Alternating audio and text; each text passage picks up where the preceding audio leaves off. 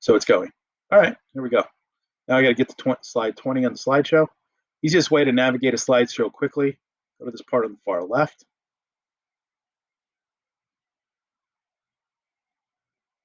And then look for the number 20. Boom, here we are. All right. Does anybody need more time to get where we're at? I'm going to go ahead and pause the video and make sure everyone's okay. Now we're recording. Okay, good. Now it's all set up. Corporate combinations. Horizontal merger. Horizontal, flat, right? This means a competitor you're merging with. It combines 2 or more firms producing the same good or service. It could be 3, 4, 5. Vertical merger is up and down on the production line. So if it's an auto assembler, it would be like having the parts and the sales get merged with the main manufacturer. It involved different stages of producing a good or service. Conglomerate. This is a mix of things that are not necessarily competitors or not necessarily up and down on the production or service of a product. It's usually 3 or more, and it tends to be huge. Like General Electric, I know, was huge, and they were selling all kinds of stuff. I think that would be considered a conglomerate. This little chart here shows you some big businesses, and vertical is up and down, and horizontal is flat. So let's go to our notes, make sure we got everything in there. We got horizontal,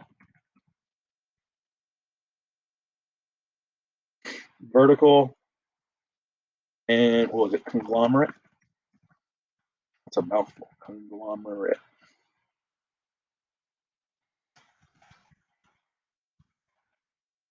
All right. Continuing. Get the joke? U.S. Airways in this case is the whale. What's going to happen to America West after the merger? It's consumed. This horizontal merger will really just make U.S. Airways huge. It might not be the best thing for consumers. That's the message. Mergers that went bad. So click on the slide title or click on this title. Both should work. And it should open up a YouTube link for the top 5 worst mergers. We're going to list them. It's going to go 5, 4, 3, 2, 1. So type them in as they come up. I'll do the same thing and pause my video. When I'm done, I'll unpause. Oh, you can't hear me, Annabelle? If you can't hear me, yeah. If you guys need to turn off your screen because you got a problem, it's fine. But when I check back to see if you're good, there's no way for me to tell. You understand? So if you have to, you have to make it work. But then you're going to kind of be on your own. Whereas other people I can communicate with. Okay? All right. With that said, go ahead and watch the video. I'm going to do the same. And when I'm done, I'm going to come back on live. See what it's like to have to do what you're doing. I thought the AOL time one was the worst because the money amount lost was the worst. But, it's kind of just an opinion based on what was said. Let's go to slide 22. So that one was fine. Multinationals. These are companies that exist in more than one country. See them shown here? We got HB, Marlboro, Coca-Cola, Citibank, Samsung, Nokia, Microsoft. Is that Walt Disney? Pepsi, Nescafe. Multi-country national corporations are large and have headquarters in one country and subsidiaries throughout the world. And Coca-Cola definitely you can find. Gillette, okay. I had a nice shave today. Got a haircut. Yeah. Advantages. All right. Let's see if we have any notes to add. Nope, no notes yet. The advantages of a multinational. The product is offered worldwide, so you get a big market for your product. You can spread new technology. So offer product worldwide and tech. I have to get rid of some of the extra spaces just because I like to keep it clean. would encourage you to keep yours clean too, and it'll mean more for you. And when it comes time to read it, it'll be easier for you. Disadvantages of a multinational. Um, they can have a big influence on culture and politics that you might not necessarily want for your country. Notice the spacing kind of pushed mine down here. So I'm just gonna line like that. And that's fine. If that happens, you should just do what I just did and not sweat it and just kind of clean it up. Other disadvantages, it encourages low wages and poor working conditions. I can get a good, cheap product from GE if GE is misusing cheap labor in another country like China or India, even though that was kind of harsh. It encourages low wages and poor working conditions. Right in that.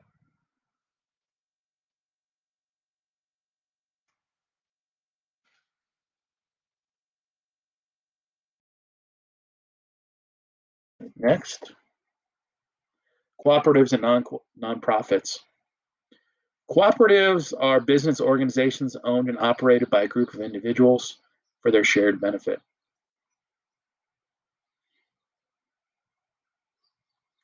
Owned and operated by a group of individuals, shared benefit. That makes sense. You got to cooperate to make it happen. We'll look at some specifics.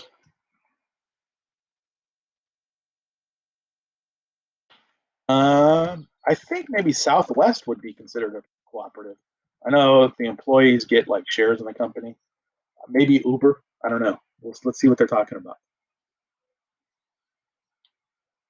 Consumer co-ops. Retail outlets owned and operated by consumers offering reduced prices for members. Aha! Operated by consumers offering reduced prices for members. I think the quintessential example of this one is Costco. That's the club. You get discounted goods by paying a service fee yearly. Service co-ops provide services rather than goods. Credit unions. These are typically better bank rates for loans and savings offered through your employer. Provide services. So I write in the word services in the blank. I like to hit underline, so I do control it. But it's weird because sometimes you have to do it and sometimes you don't. Producer co-ops. Agricultural marketing co-ops to help members sell products. You have this People's Food Co-op, the Farmers Co-op. You get really good prices and quality farm products at these farmers co-ops. I hear good things. I don't know of any around here, but I'm not really from the area. I'm sure someone does. Does anyone know if there's a farmers co-op in the area?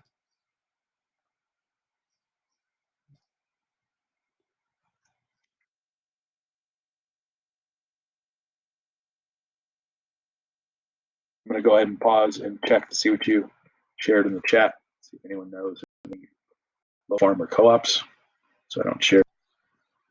Here we go. 25 nonprofits. Oh, these I'm familiar with. PBS, Lodi Memorial Hospital. They function like a normal business, but then don't operate for profits. That doesn't mean they don't take in income. It just means they put their income back into the company. So they don't operate for profit. So write in, which is unusual because every other business is operating for profit. My computer's trying to print because I did Control P. Stop.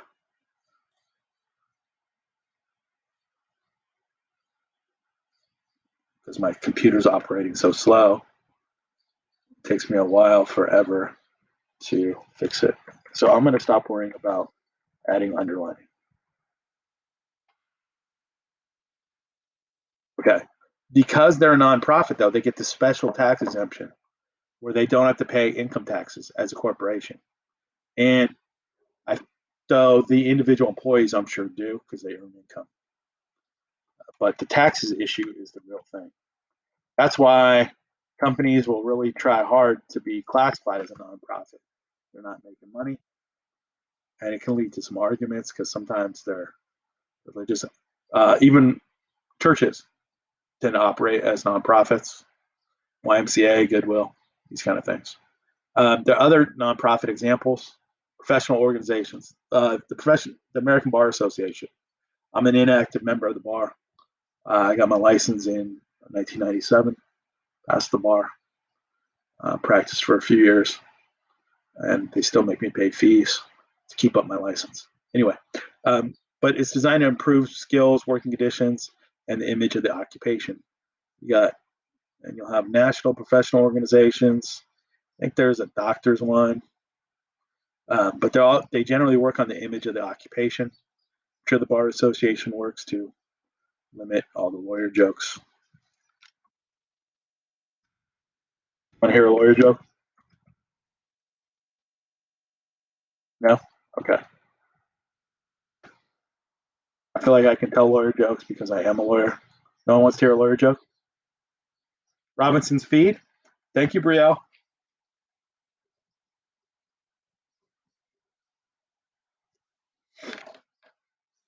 If I can confirm that, you'll get the 100 points. Okay. No one wants to hear a lawyer joke? Well, maybe I'll tell you at the end of class. Remind me. It's kind of funny, but I don't want it recorded. So, business association. When you promote business interests of a city, region, or group of businesses, all right, this tends to be like the Rotary Club, Elks Lodge, that kind of thing. Trade association, promoting a particular industry. It could be like CIO, could be Teamsters, that kind of thing. Could be CTA, California Teachers Association, NEA, National Education of America, particular industries. Is that it?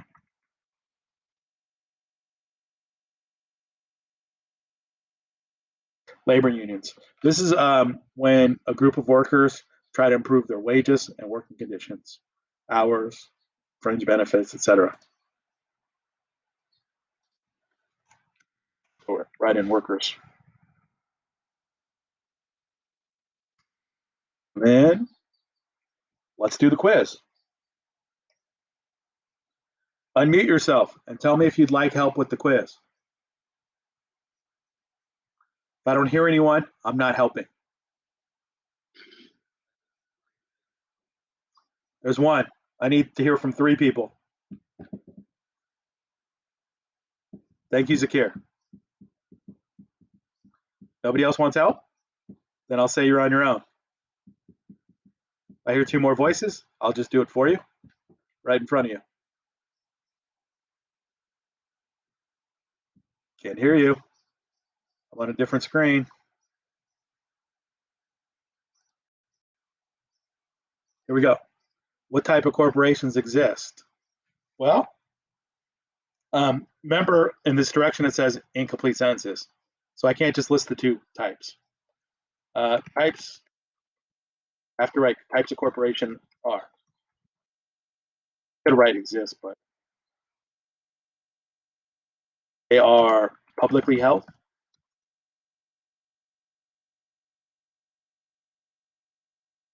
and closely held. It's a difference. The first one's traded publicly on the stock exchange. The second one generally is just owned by a family or private individual, some kind of group. Advantages, corporations are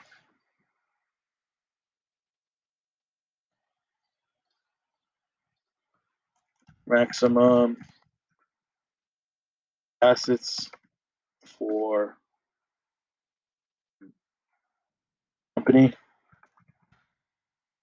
maximum assets, optimal skills.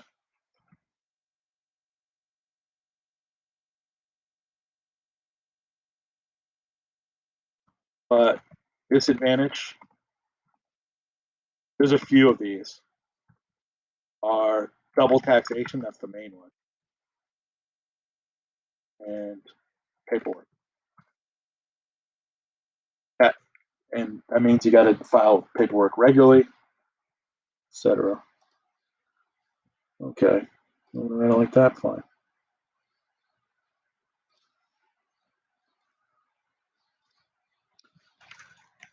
Business cooperative is, so if you're not sure, so I'm not sure on this one off the top of my head.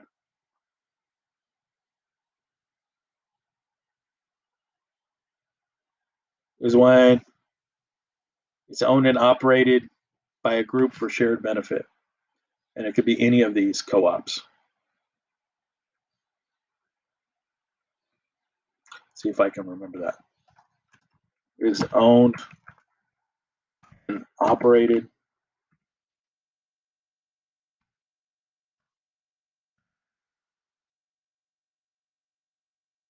like you might have a farmers association that has a silo cooperative where they share a silo so they can store their grain or whatever before it goes to the market. How can an organization be a nonprofit? Organization and be a nonprofit by investing all profits into enterprise. You just take all the money you earn and you put it back in.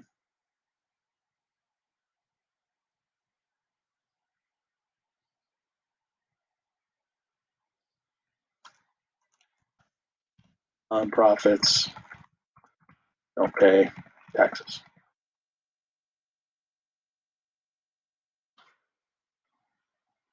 When you're done,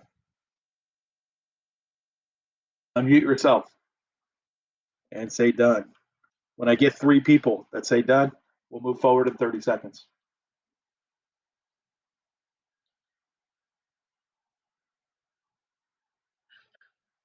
There's 1.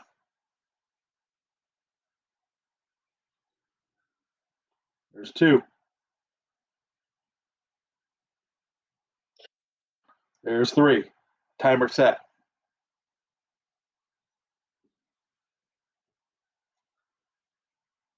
Could you have done that on your own? Hopefully. But open note quizzes are not designed to trick you. Just a quick check for understanding. This is what you want to really know come test day. So I don't really want you getting it wrong. And heading into the reading. And I was just talking there to keep you thinking. All right, let's go to number 27 and 5.5 and talk about labor.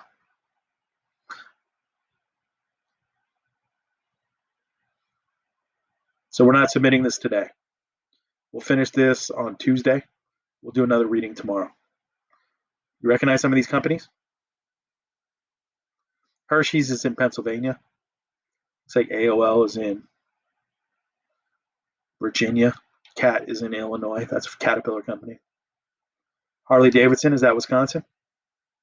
Pillsbury. Carmen. Coors, Colorado. Okay. Apple is us. Okay. Nike is Oregon. That makes sense. Seattle, Washington for Starbucks. Yeah. All right. Happy Labor Day. All right. Moving on. Big questions here. What do economists mean by the term labor force? Does that include you? Does that include me? Does that include a baby? Does that include a retired person? What are the current trends in labor, wages, and benefits in the U.S. economy? Where are we making money? Where are we not making money? How is money being earned and collected? The U.S. labor force. When you see BLS, it's a reference to the Bureau of Labor Statistics. In the Department of Labor, it's their subgroup that tracks labor information. When you see it from the BLS, it's reliable. BLS will tell you how much you'll make on average based on your education. Here's the thing. If you don't finish high school, your mean average income tends to be small. Labor force. This is all military people who are employed or unemployed. They don't count the military people because they're committed elsewhere. So they're not available to work in the private sector. Okay, it's no slight on the military. It's just how it's being categorized statistically. Okay, so go to our notes. The Bureau of Labor Statistics. Type in the word statistics. Oh, what is it? Non-military, I believe. People who are employed or unemployed. All right, next slide. And you have a variety of workers. I think we have, is that a fireman at the end? And a construction worker, and a doctor, and I don't know, maybe a lawyer in the back with the suit. And I don't know, someone with the helmet. I don't know what that person does. Anyway, U.S. labor force. Employment. You are part of the labor force if you're 16 years of old or older. That means all of you are now part of the labor force whenever you turn 16.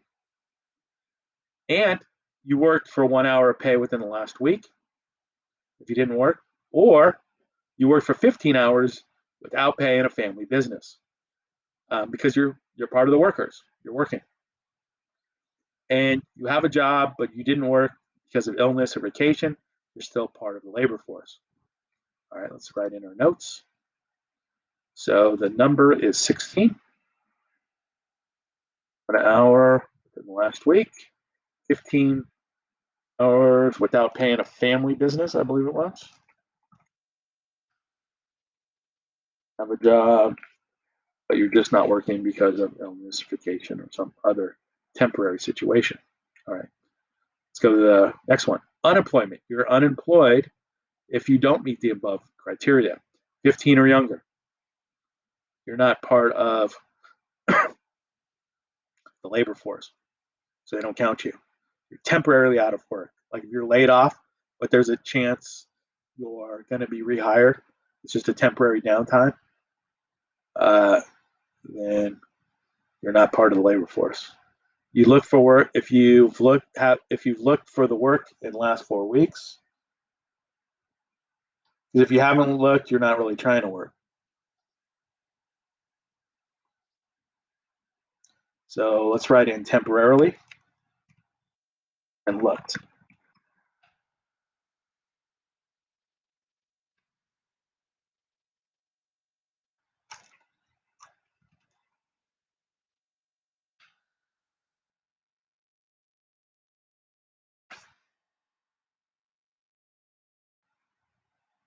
Everyone else is considered out of the labor force. You're temporarily out of work, you haven't worked in the last 4 weeks, or you're under 15. Um, but if you're any of those things above, 16 and over, and any of those three, then you're part of the labor force.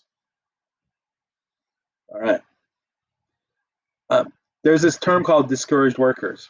This describes people who worked but aren't working anymore,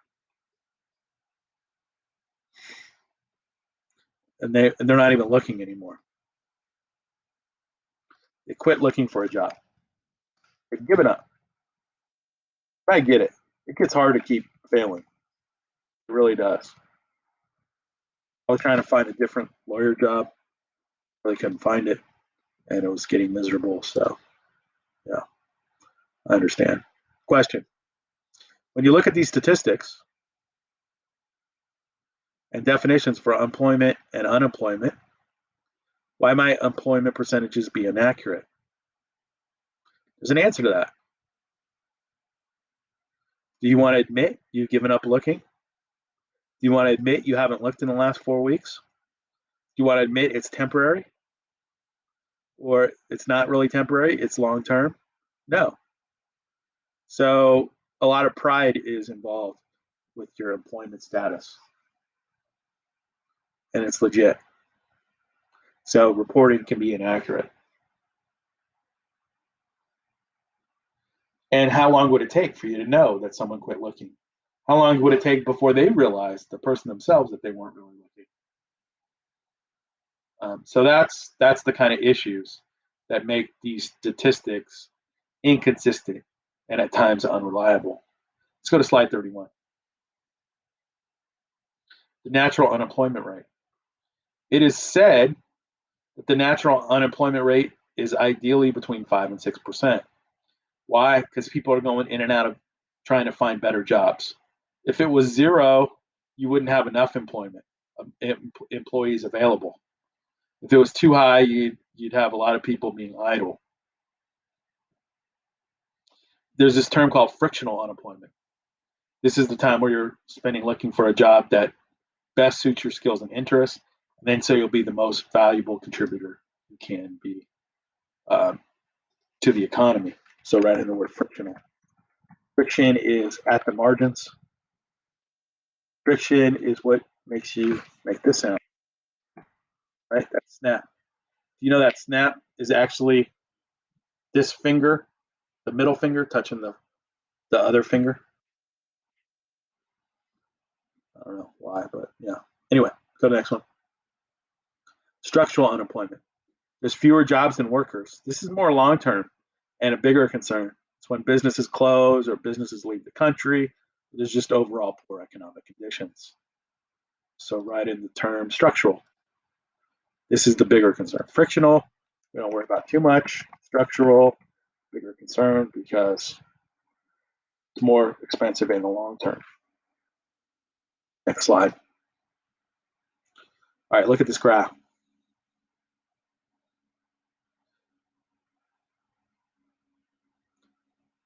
The percentage of the labor force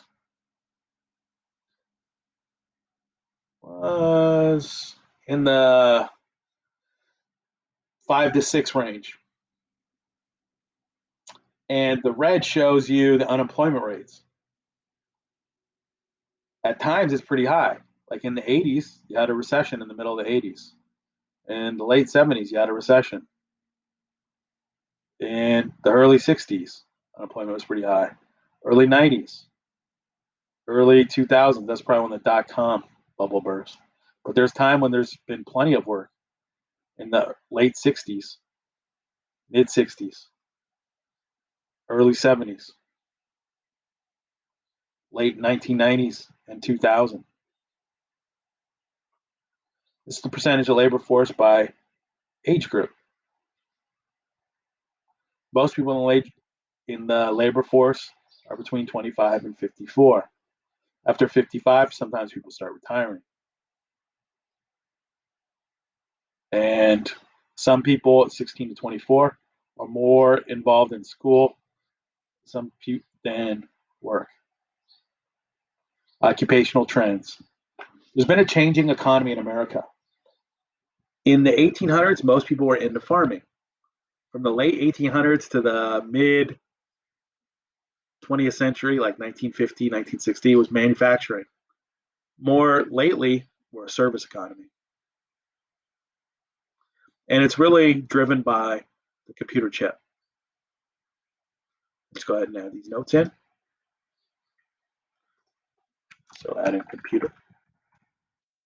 The note 32.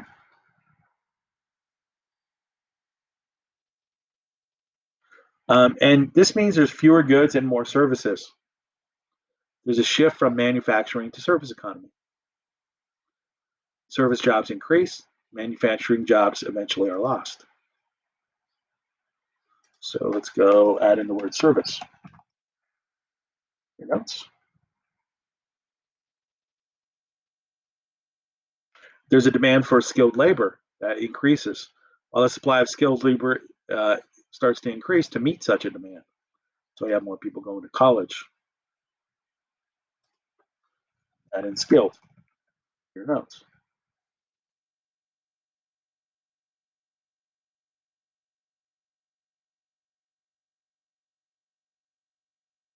There's international competition as well.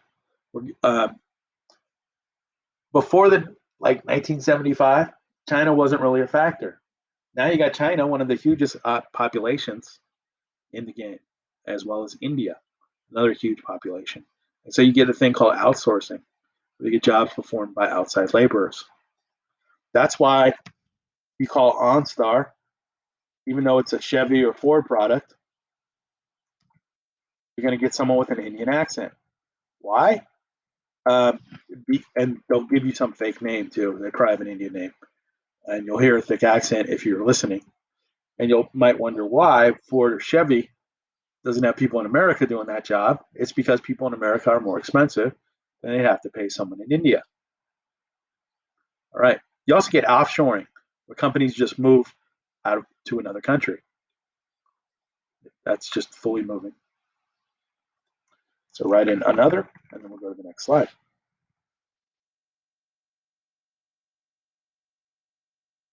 Okay.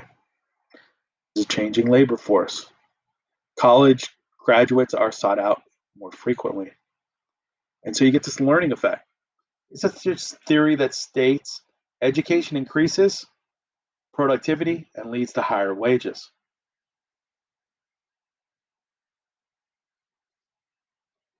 So it increases productivity. It's not necessarily so, but it's a theory. You have to look at the statistics to find out if it works out in real life. You'd like to think it's so because school costs something. I think it's true, but I don't know. You'd have to look at the evidence. All right, we'll finish this one and call it a day. The screening effect. This is theory that suggests that completion of college shows intelligence and ability to work hard. I don't really need what you've learned in college. I need your ability to learn that you should have learned in college. And the effect is more in education means you'll have higher income.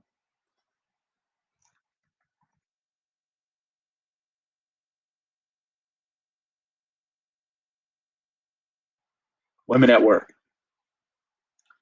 Um, for a long time, there wasn't that many women in the labor force. And then more and more, the trend was women are in the labor force. Most families, more than half now, have women in the labor force. They work. So write in 58%.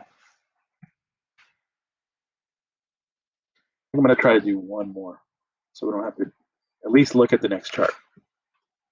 I don't think you need to write anything in. Labor market statistics by education level. So your unemployment rate is 7% if you have less than a high school degree. That's high. That's way above average if you're 25 and older. And the part of the labor force, only 46%. So 54% are not participating in working. Those with the high school diploma, 4.4% are unemployed, less than average. 62.5% of those people are part of the labor force, meaning they worked an hour or more, they're looking for work, or one of those categories. 3.5% have some college. Only 3.5% of those with the college or associate's degrees are unemployed, and there's 72.5% in the labor force. Bachelor's or more, only a 2% unemployment rate at 78.3. Part of the labor force, most of them are working successfully. Okay, let's leave this one. Labor stats by race, number 35, for next time. Let me stop the video so I can address you